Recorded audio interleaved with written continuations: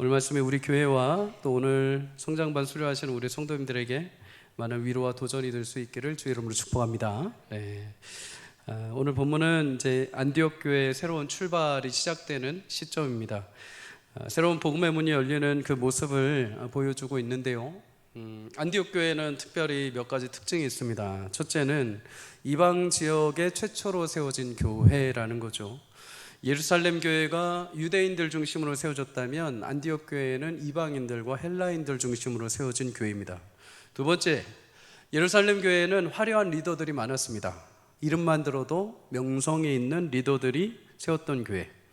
예루살렘 교회에 유명한 사도들이 있죠. 베드로, 요한, 야고보, 그렇습니다.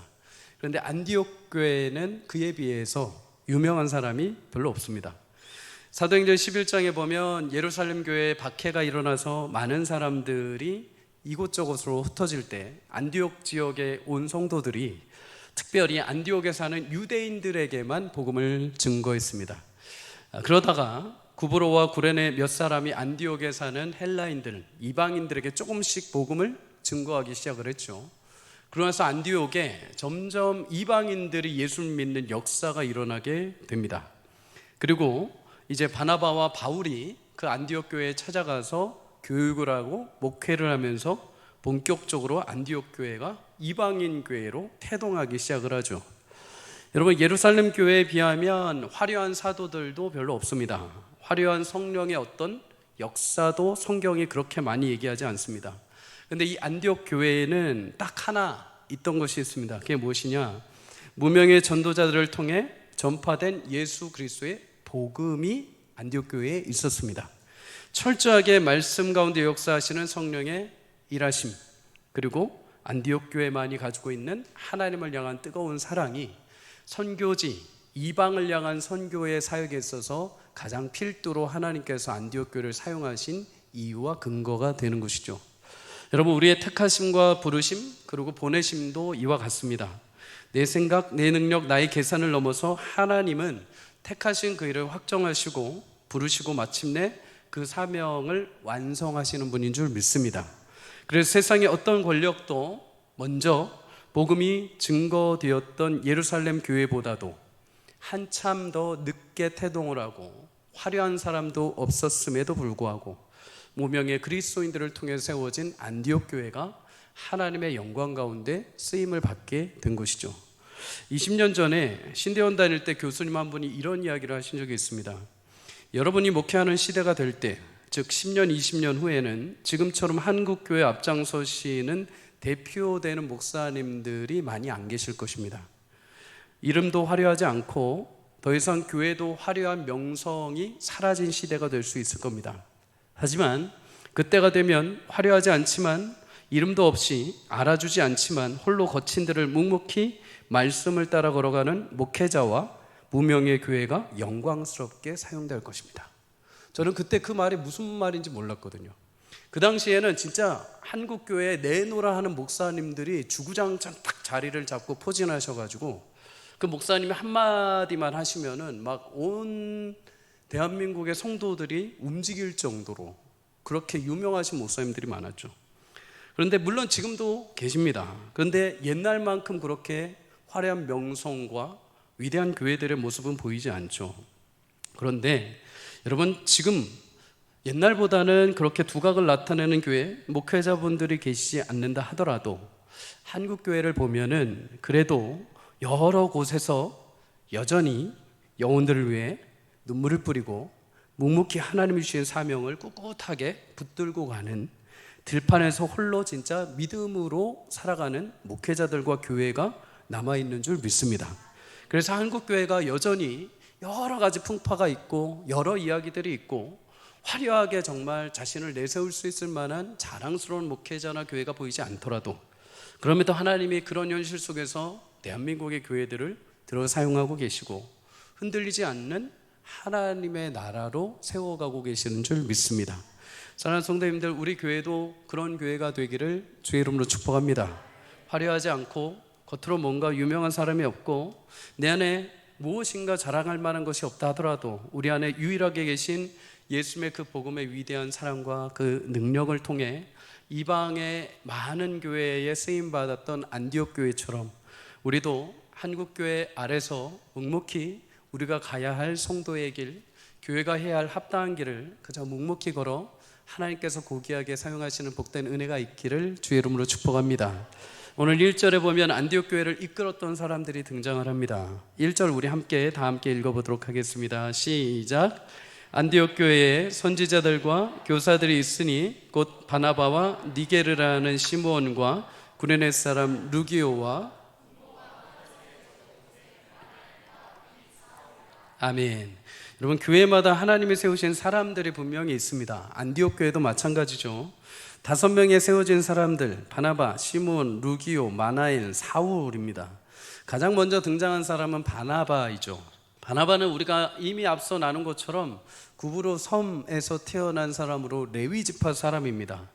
예루살렘에 처음으로 교회가 태동할 때 그는 예루살렘 교회를 섬기면서 가장 먼저 한 일이 무엇이었느냐? 자신이 가지고 있는 밭을 팔아서 그 당시에 예루살렘 교회에 모여있던 성도들에게, 필요한 자들에게 그것을 나눠주며 구제를 시작을 했습니다. 바나바의 이런 신앙과 인격 때문에 안디옥 교회에서 이방인들이 예수님을 듣고 믿었다라는 소문이 들렸을 때 예루살렘 교회에는 바나바를 파송을 하게 되죠.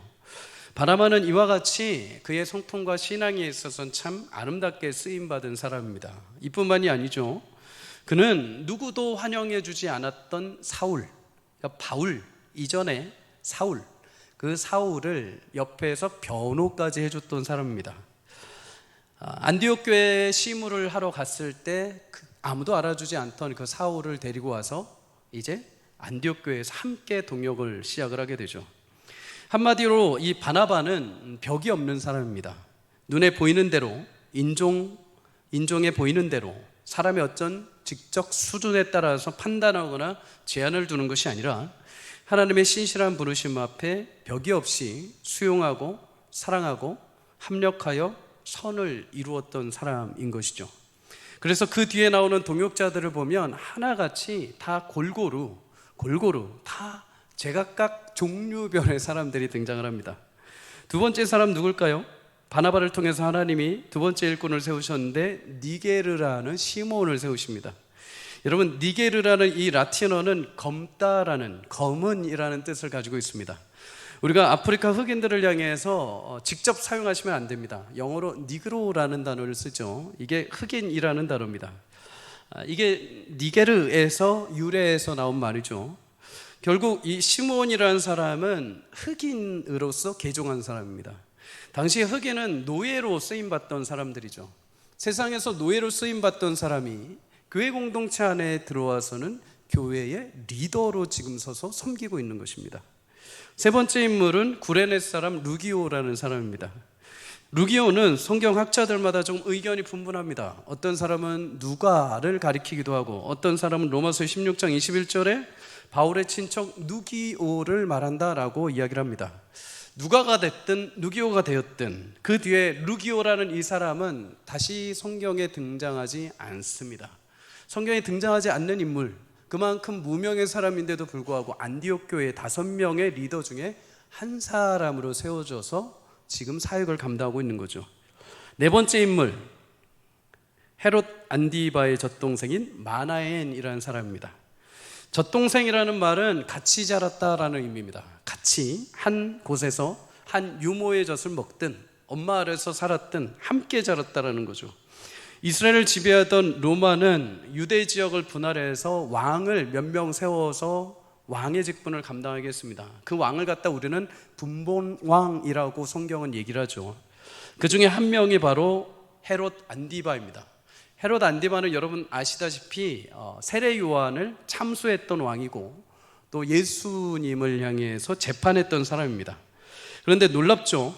그 헤롯과 같이 생활한 마나엔, 그 악랄한 그 헤롯과 함께 어려서부터 같이 자란 이 마나엔, 똑같이 같이 자라는데 한 사람은 하나님과 대적해서 정반대 인생을 살고 한 사람은 하나님의 택하심을 받아 위대한 사역자의 삶을 살게 됩니다.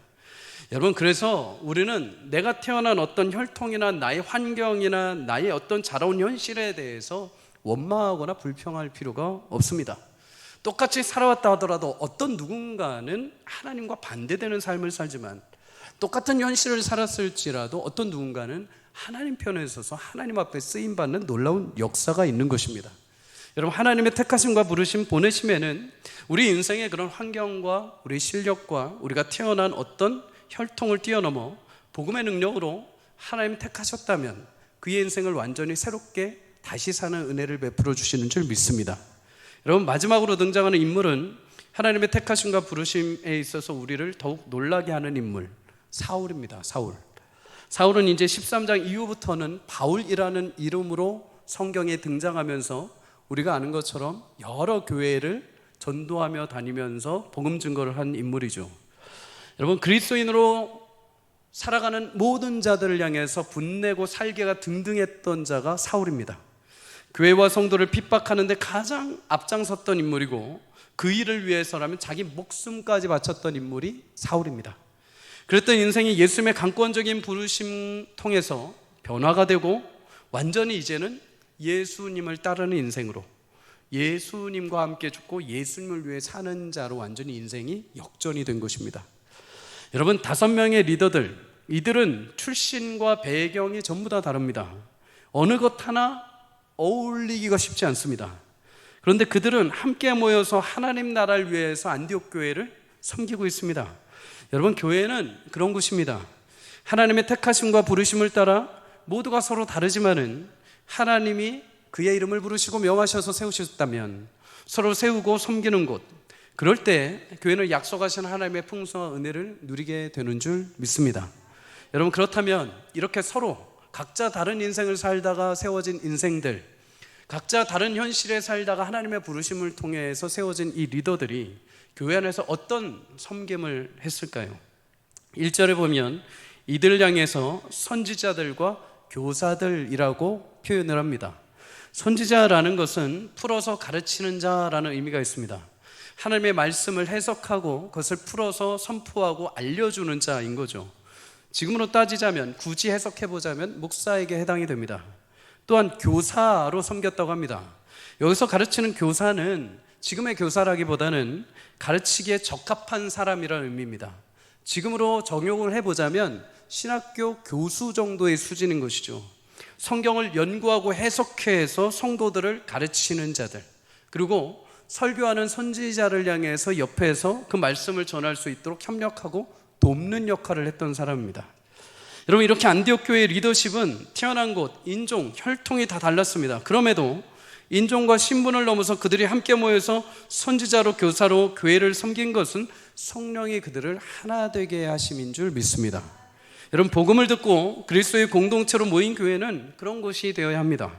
예수님의 십자가 복음 앞에서 내 인종, 혈통, 나의 신분은 사라지고 딱 한 가지만이 남게 됩니다. 그것은 자신이 죽을 수밖에 없던 죄인이었는데 하나님의 은혜로 구원받은 하나님의 자녀라는 사실만이 하나만 남아있어야 됩니다.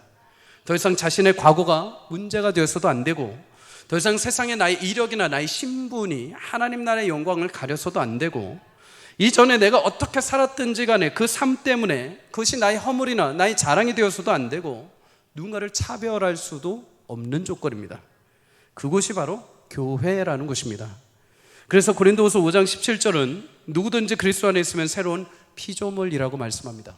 누구든지 그리스도 예수 안에서 구원받은 성도라고 한다면 모두가 다 똑같이 그리스도 안에서 새로운 피조물, 이전에 어떤 형상이든 어떤 무엇을 가지고 있든 어떤 죄를 지었든 무엇을 내가 얼만큼 가지고 있든 그건 상관없이 예수님 안에 예수님을 통과한다면 모두가 다 똑같은 새로운 피조물로 변화된다는 것입니다.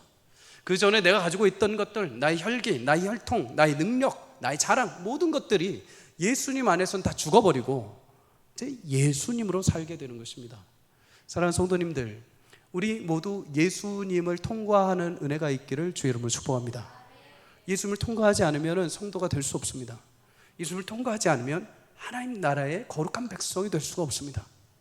얼마든지 쉽게 이야기할 수 있습니다. 여러분, 우리는 모두 성도입니다. 우리 모두 그리스도입니다 라고 자칭 우리 스스로를 그렇게 믿게 만들 수 있습니다. 그렇게 연혹할 수 있죠. 그러나 성경은 분명하게 말합니다. 우리가 그리스도의 십자가를 통과하지 않으면 어느 누구도 하나님 나라에 들어갈 수가 없고 어느 누구도 주의 백성의 새로운 피조물이 될 수가 없습니다.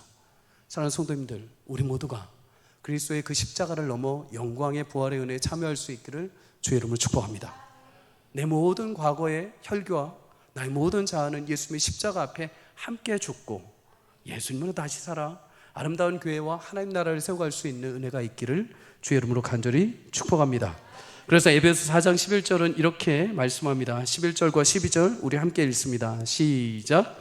그가 어떤 사람은 사도로, 어떤 사람은 선지자로, 어떤 사람은 복음 전하는 자로, 어떤 사람은 목사와 교사로 삼으셨으니 이는 성도를 온전하게 하여 봉사의 일을 하게 하며 그리스도의 몸을 세우려 하심이라. 아멘.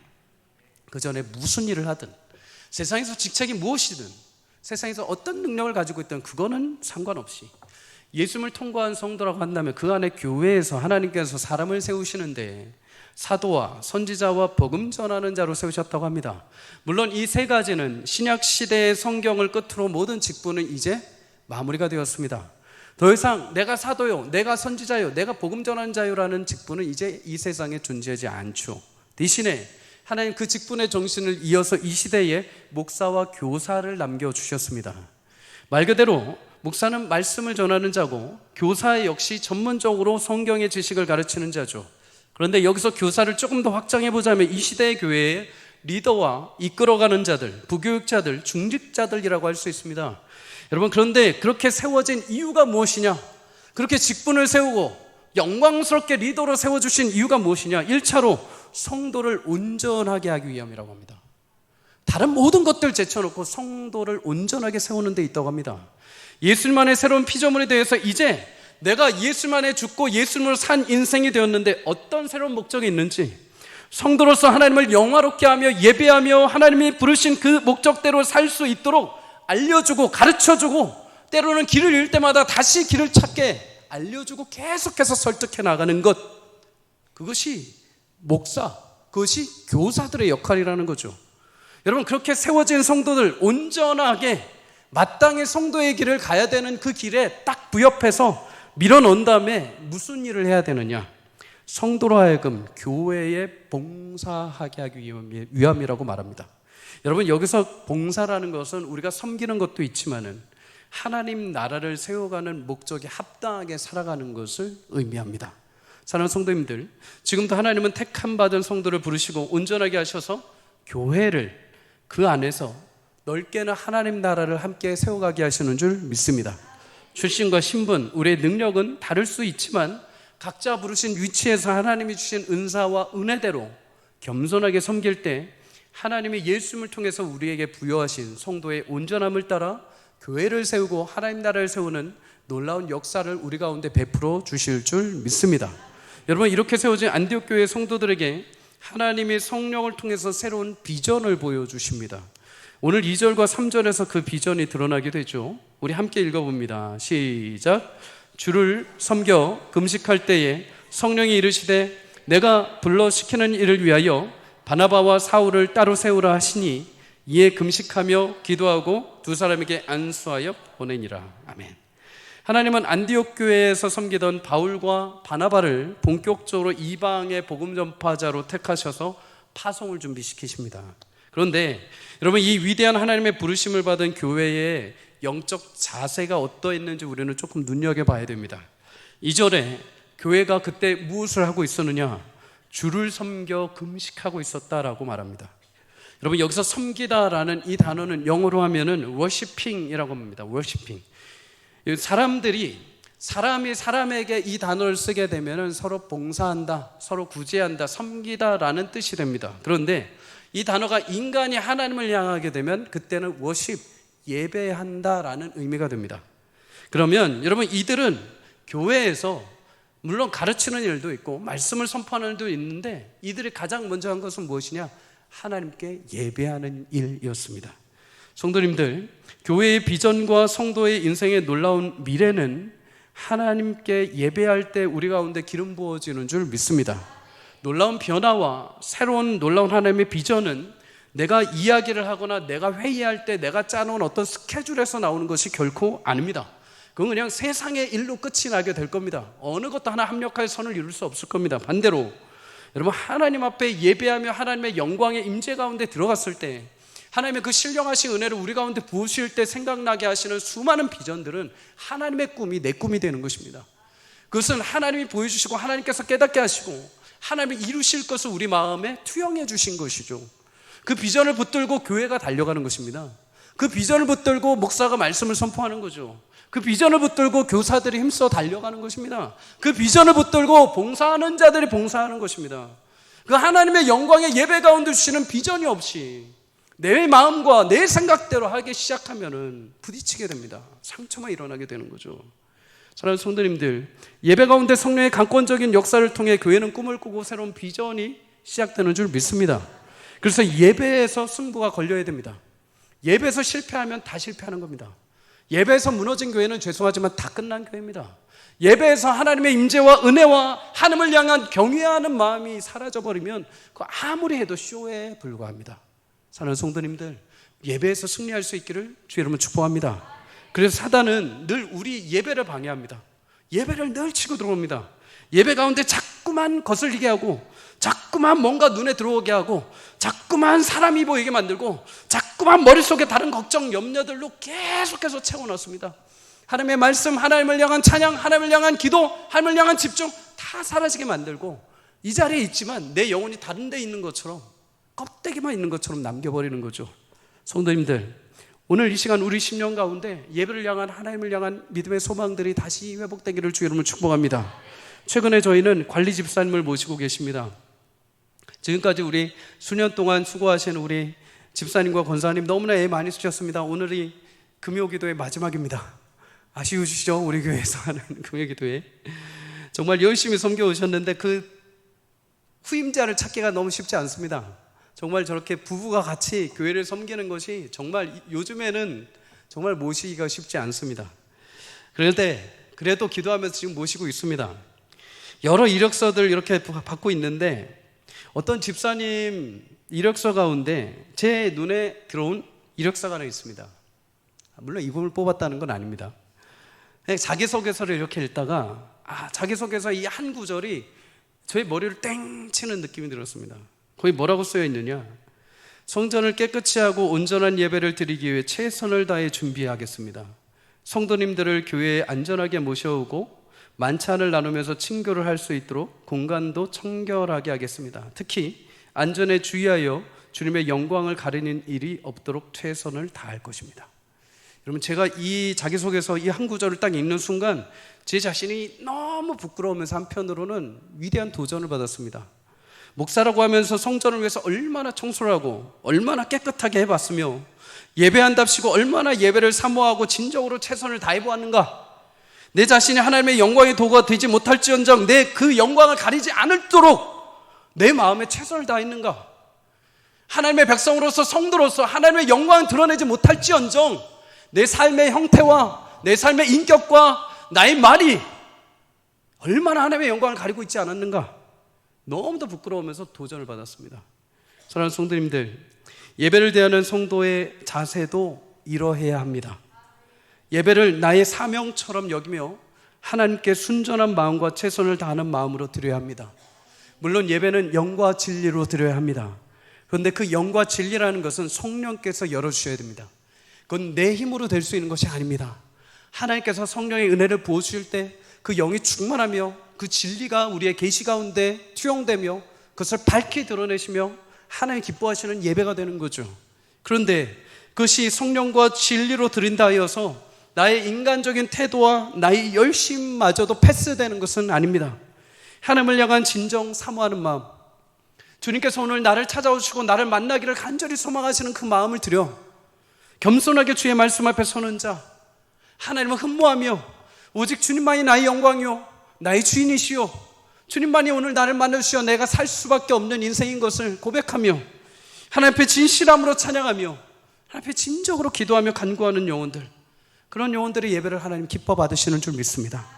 그 말씀을 통해서 나를 움직이게 하실 것이고 그 예배의 영광 가운데 하나님의 살아계신 비전과 새롭게 하시는 은혜를 우리 가운데 베풀어 주실 줄 믿습니다. 여러분, 이들은 예배만 한 것이 아니라 금식까지 하였다고 합니다. 여러분, 구약에서 금식이라는 것은 민족적인 위기 상황에 처했을 때 개인적으로 하나님 앞에 간구하는 특별한 기도 제목에 있을 때 드리는 것이 금식입니다. 그렇게 금식을 하는 것은 이유는 딱 하나입니다. 내가 40일을 했든 10일을 했든 한 끼를 굶었든 그건 중요하지 않습니다.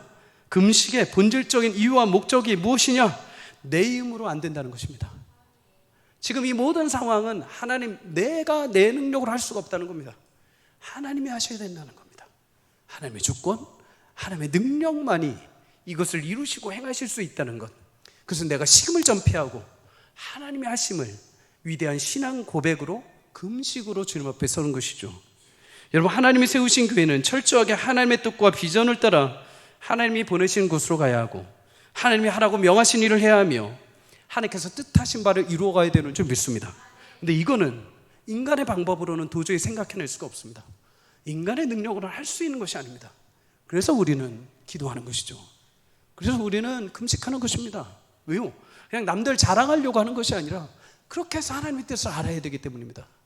그렇게 해서 하나님이 내게 비전을 주셔야 되고, 그렇게 몸부림쳐서 내가 할 수 있는 것이 아닙니다, 하나님이 하셔야 됩니다라는 전적인 신앙의 고백이 이루어질 때 하나님께서 그의 은혜와 주권으로 교회를 끌고 성도를 끌고 가시기 때문입니다. 사랑하는 성도님들, 우리도 마찬가지입니다. 그리스도인들에게 세상의 방법과 방식 유용할 수 있습니다. 그러나 절대적이지 않습니다. 그리스도인의 참된 인생은 하나님이 인도해 주셔야 합니다. 그래서 때로는 우리는 금식도 해야 되죠. 때로는 우리는 기도도 해야 됩니다. 여러분 인생에 여러 가지 고비와 문제들, 나로 하여금 두렵게 하고 힘들게 하는 일들이 있습니까? 그러면 여러분 걱정도 하시되 하나님 앞에 진득하게 금식하시면서 기도도 해보십시오. 정말 하나님이 나의 주권을 가지신 분이라고 한다면, 하나님 이제는 내가 해볼 거 다 해봤는데 안 됩니다, 이제 하나님이 하셔야 된다고 한다면, 여러분 금식하시며 하나님 앞에 무릎으로 나아가 보십시오. 교회에 여러 가지 큰 사역들이 기다리고 있습니다. 여러분 앞장서 계신 분들이 계십니까? 여러분 여러 가지 계산, 여러 가지 계획들이 있겠지만 먼저 금식하며 기도하며 주님 앞에 서기를 주의 이름으로 축복합니다. 저도 그러겠습니다. 저도 여름 사역을 앞두고 여러 가지 사역들을 앞두고 금식하며 주님 앞에 서겠습니다. 하나님이 하셔야 됩니다. 하나님 은혜 주셔야 됩니다. 그래야 교회가 살고 성도가 삽니다. 인간적인 방법으로 아무리 계산하고 머리를 쪼아려도 우리의 방법은 한계가 있습니다. 하나님의 은혜 주실 때 우리의 영이 살고 우리 인생과 우리 교회 앞날을 하나님께서 인도하시고 지도해 가실 줄 믿습니다. 여러분, 이러한 섬김과 금식 가운데 성령은 마침내 놀라운 사명을 주십니다. 바나바와 사울을 따로 세워서 하나님이 시키시는 일, 곧 복음을 전하는 이방의 증인들로 준비시키라는 거죠. 여러분, 이방의 선교사로 파송하라고 하십니다. 이 말을 듣고 4명, 3명에 남아있는 리더십이 여러분 어떻게 하는지 아십니까? 하나님이 빨리 준비하래. 야, 빨리 돈 모으고, 빨리 꽃다발 준비하고, 빨리 뭐 준비해서 빨리 파송 준비해, 빨리 재정 준비해, 빨리 후원할 준비해. 이게 아니라 여러분 정신없이 인간적인 일을 한 것이 아니라 그들이 어떻게 하느냐? 또 다시 기도하고 금식합니다. 여러분 공독 번역본을 보면 3절에 이렇게 말합니다. 그래서 그들은 다시 금식하며 기도를 하고 나서 그들에게 안수를 해주고 떠나 보냈다. 여러분 하나님께서 선명하게 계획과 앞날의 일들을 위해 간구하고 금식해서 우리가 받아야 하지만 받은 이후에도 그 일을 시행할 때 성도는, 교회는 기도와 금식을 멈추어서는 안 됩니다. 일이 계획되었고 끝날 때까지 하나님이 주권으로 그 일을 이루어 가셔야 하기 때문입니다. 여러분 이 자세를 통해서 우리는 2가지 교훈을 배우게 됩니다. 첫째, 우리는 모든 일에 하나님의 은혜가 필요하다는 것입니다. 기도하고 준비하였다고 해서 내가 이제 그 일이 끝났다는 것이 아닙니다. 그 모든 일과 과정 가운데 하나님의 은혜와 역사가 필요하기 때문이죠. 바울은 그렇게 부르심을 받고 여러분 3차례에 걸쳐서 전도 선교 여행을 하게 됩니다. 그리고 여러 지역의 교회를 세우죠. 그런데 그가 노년에 이르러서 이런 고백을 합니다. 고린도전서 15장 10절 우리 함께 읽습니다. 시작. 그러나 내가 나된 것은 하나님의 은혜로 된 것이니 내게 주신 그의 은혜가 헛되지 아니하여 내가 모든 사도보다 더 많이 수고하였으나 내가 한 것이 아니오 오직 나와 함께 하신 하나님의 은혜로라. 아멘. 여러분 바울뿐만 아니라 파송받은 교회도 그의 전도 사역 모든 과정에 끊이지 않았던 게 기도입니다. 왜 그렇습니까? 사역을 파송받아 가는데, 부름받아 그 일을 하는데, 성도의 인생을 사는데, 교회가 그 일을 하는데 하나님의 은혜가 지극히 필요하기 때문입니다. 능히 그 일을 감당하게 하실 하나님의 은혜가 있어야 되기 때문이죠. 여러분, 그래서 기도로 시작하고 기도로 그 일을 이루고 기도로 끝이 나야 합니다. 사랑하는 성도님들, 나는 자꾸 연약한 괴수 같을지 모르지만 하나님께서 기도하는 자의 인생 가운데 역사하셔서 은혜를 도와주시고 모든 과정마다 은혜로 하나님께서 그것을 풀어내시고 이끌어 가실 줄 믿습니다. 마지막으로 왜 우리가 기도를 해야 되는가? 담대하게 하나님의 일을 시작해야 하기 때문입니다. 여러분, 바나바는 당시 안디옥 교회를 부흥 성장시킨 담임 목회자였고, 바울은 그 옆에서 동역했던 사람입니다. 교회의 핵심적인 중추적인 역할을 했던 리더십이죠. 어떻게 보면 이 5명 중에 가장 핵심적인 인물 2사람입니다. 그런 바울과 바나바가 선교지로 파송 가야 한다면, 이제 막 태동한 교회, 이제 막 자리 잡고, 이제 막 조금 부흥이 일어나고, 이제 막 뭔가 하나님의 일을 이루어가는 것 같은데, 이 2사람을 파송해야 된다면 교회로서는 엄청난 큰 타격을 얻게 되는 거죠. 인간적인 마음에서 남은 3사람은 바울과 바나바를 보내고 싶지 않았을 겁니다. 막상 우산과 같이, 막상 큰 바위와 같은 이 2사람이 빠져나가게 되면 남은 3사람이 그 일들을 감당하기가 쉽지 않기 때문이죠. 그런데 그들은 바나바와 바울을 안수하고 파송을 합니다. 성령께서 바나바와 바울을 택하셨기 때문입니다. 하나님이 택하시고 그들을 보내시기로 결정하셨다면 그것은 어느 누구도 막을 수가 없습니다. 하나님이 그렇게 하시기로 결정하셨다면 인간적인 서운함이 들고 인간적인 염려가 생겨나도 하나님의 뜻대로 순종하며 그 일에 함께 힘을 쏟아 동역하는 것, 그것이 예수님을 주인으로 모시고 섬기고 사는 성도요, 교회가 해야 할 일입니다. 그것이 복받는 길이죠. 그것이 하나님의 영광에 동참하는 것입니다.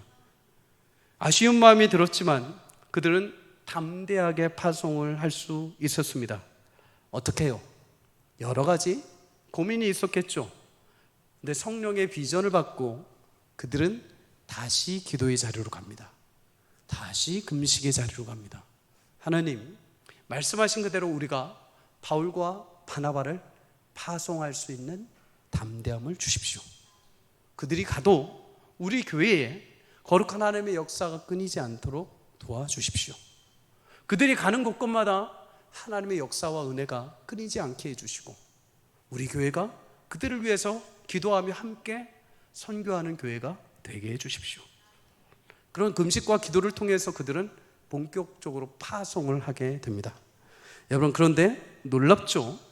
그렇게 아쉬운 마음이 들더라도 기도하고 금식하며 그 위대한 2명의 사역자를 파송한 안디옥 교회, 그 뒤에 바울과 바나바가 떠나 빈틈이 생길 것 같았던 안디옥 교회, 그런데 그 뒤에 안디옥 교회는 더 건강하게 성장을 합니다.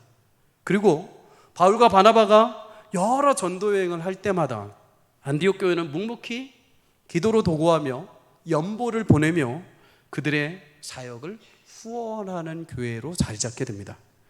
믿음으로 순종한 교회와 성도의 인생을 하나님이 살피시고 하나님의 역사가 이루어지는 놀라운 은혜를 맛보게 하신 줄 믿습니다. 사랑하는 성도님들, 기도와 간구는 하나님의 약속을 담대하게 붙들게 하는 하나님의 놀라운 은혜요 영광의 도구가 되어 주실 것입니다. 그리고 그 믿음대로 살아갈 수 있는 담대함과 믿음을 하나님은 기도 가운데, 금식 가운데 우리에게 베풀어 주실 줄 믿습니다. 성도님들을 택하시고 부르시고 보내시는 하나님의 역사, 그것은 내 힘과 능력을 넘어 하나님의 존귀하신 예정하신 하나님의 섭리와 계획대로 지금도 이루어져 가고 있습니다. 그를 이루기 위해서 우리가 함께 믿음으로 하나님 앞에 기도하고 간구하며 주의 나라 함께 세워갈 수 있기를 주의 이름으로 축복합니다. 주님은 후회하심이 없는 분입니다. 주님은 실수가 없는 분입니다. 주님이 세우신 교회는 영광스럽게 마침내 그 사명을 감당할 것이요, 그 안에서 함께 자라나는 주의 백성들은 어느 누구도 차별 없이 하나님이 세우신 새로운 피조물로 영광스러운 길을 걸어 마침내 예수님의 부활의 광채의 기쁨을 맞이하게 될 줄 믿습니다. 그 일을 위해 함께 우리가 기도하며 금식하며 하나님의 뜻을 구할 때 하나님께서 우리 가운데 놀라운 각각의 인생, 교회를 향한 하나님의 비전, 하나님의 꿈이 우리 가운데 임재하셔서 오늘 하루, 내일 하루를, 또 1년을, 남은 여생을 살아간 동안 우리에게 명확한 주님의 뜻이 성취되고 아름답게 그 영광을 맛보는 저와 여러분의 인생이 되시기를 주의 이름으로 간절히 축복합니다.